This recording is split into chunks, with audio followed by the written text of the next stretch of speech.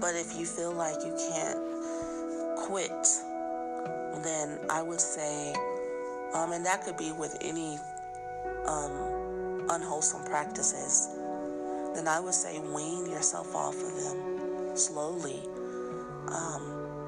If you feel like you can't do without something, withhold it from yourself. When you feel yourself triggered and you're about to do something that isn't healthy for you, see how long you can do without it before you give in.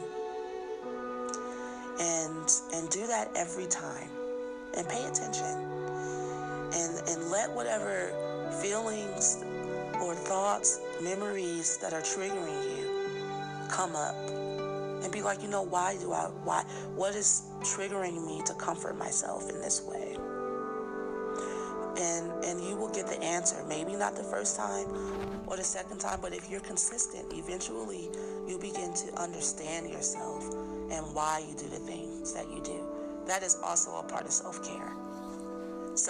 Learning how to resource self-understanding by being curious about who you are and not just repressing your symptoms or repressing your feelings, repressing what's egging you.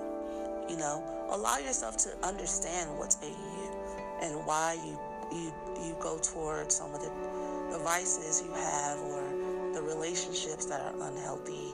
You start asking yourself questions and writing those down in a journal. Okay. And within this process, there is no end goal to where you won't need to care for yourself anymore. If anything, your self-care will help you enjoy being you, and you will start to enjoy your time with yourself to the point to where you won't allow people to interrupt it. I have been doing this self-care and all of this stuff that I'm telling you to do, I do, and probably more, and I'm just now starting to like look forward to it.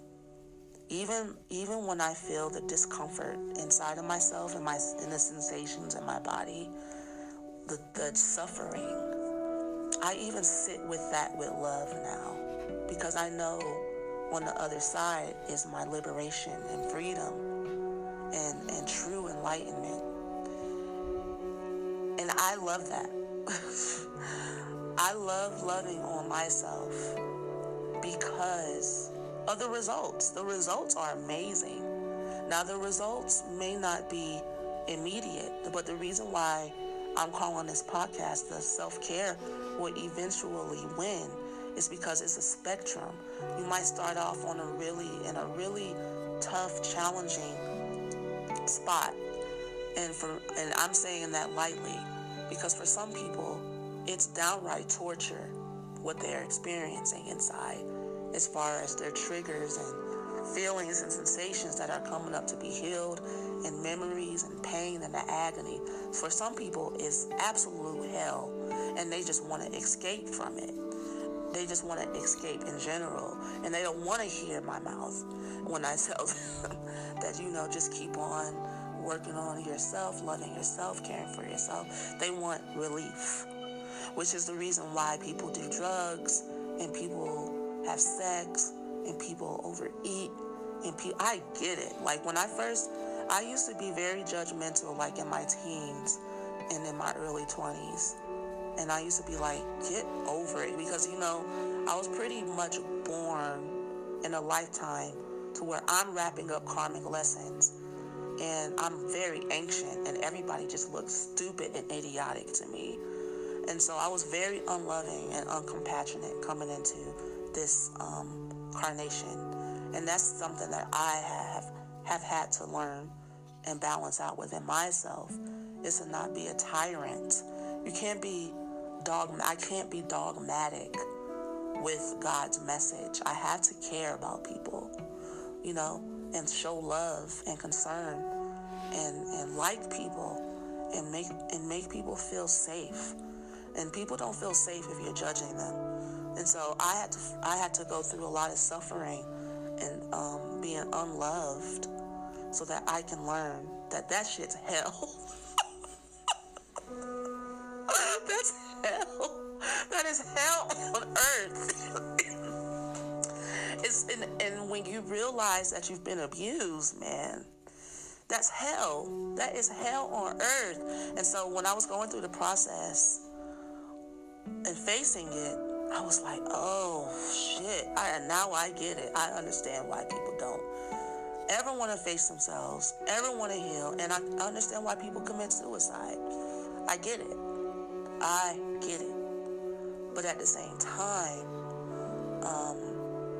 throughout all the torturing, the torturous process of healing, the grueling screams inside, the inner child screaming for love, attention, affection, you can't help it. You know what I'm saying?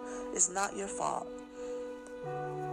but it's your responsibility to love yourself every day, and eventually the self-care will win, and the torturous feelings will become less, and you'll grow taller and stronger in confidence and your capabilities to guide yourself through the process.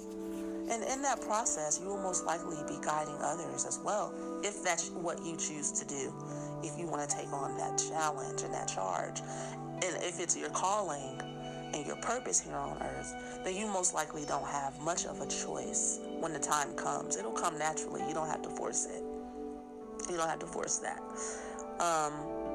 Take care of you first. Fuel yourself.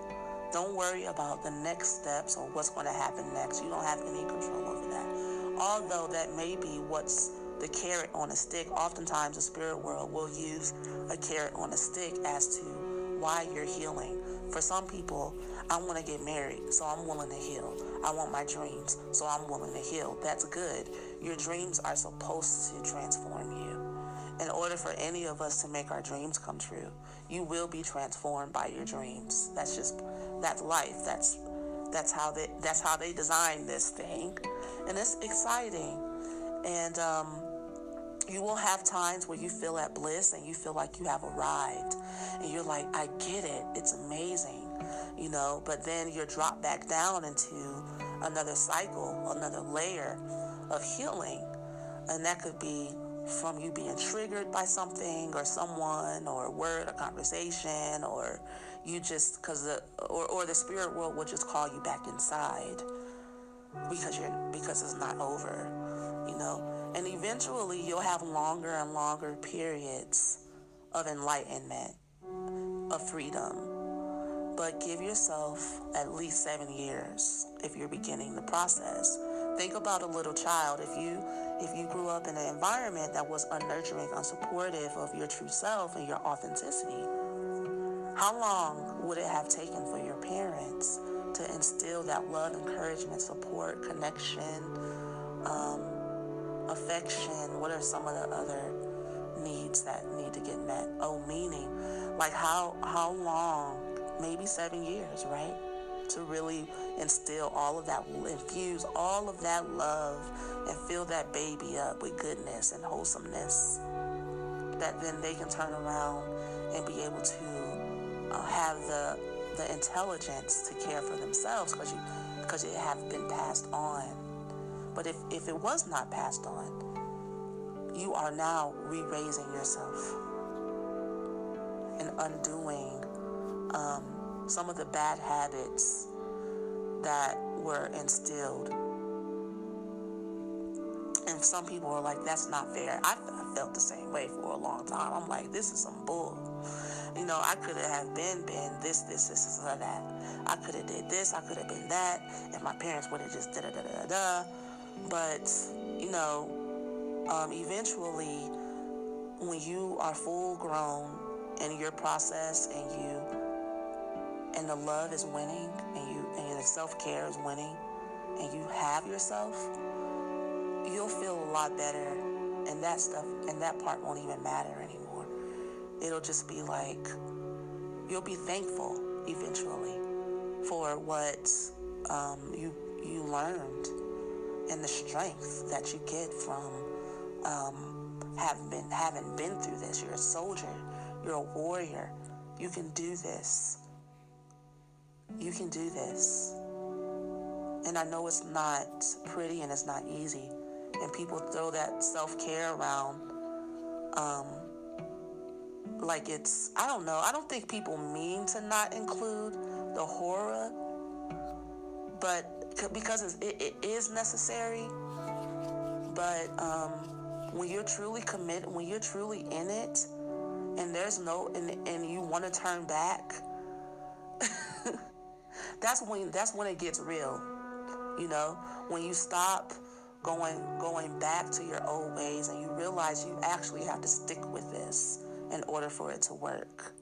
That's when it gets real. When it stops being like, I'm on the spiritual path, I'm learning about crystals, I'm learning about astrology, I'm learning about this, I'm doing that, I'm going to my meditation group, and then when you realize you have to actually like change for real, that's when it starts kicking in. You start feeling like your ass is being kicked by life. You're like, no. But you know you're on the right path. It's just not always flowers and beauty. You have to bring those flowers and beauty into your life. Yes, you do. And then start hanging around people that bring the beauty and the flowers into your life. Listen to people that bring the flowers and beauty into your life through music or dance and creativity. You have to be an active participant in going after your self-care. And eventually, the self-care will win. I'll talk to you guys next time. Thank you so much for joining me. Thank you for being true to yourself and making this world a better place and bringing heaven on earth. Peace to you. Bye for now.